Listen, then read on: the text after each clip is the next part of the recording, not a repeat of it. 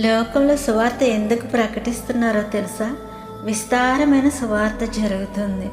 అయినా కొందరు యాజకులు సత్య సువార్త బోధిస్తున్నారా?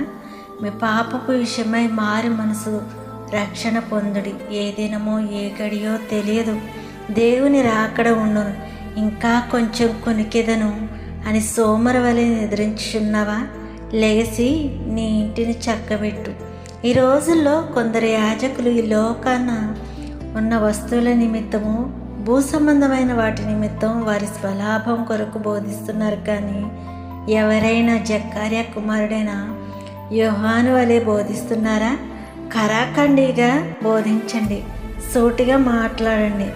దేవుని రాకడ దినమందు తప్పించుకున్నటకు మీ పాప క్షమాపణ నిమిత్తం మారు మనసు విషయమై బాప్తీసము పొందుడి, రక్షణ పొందుడి.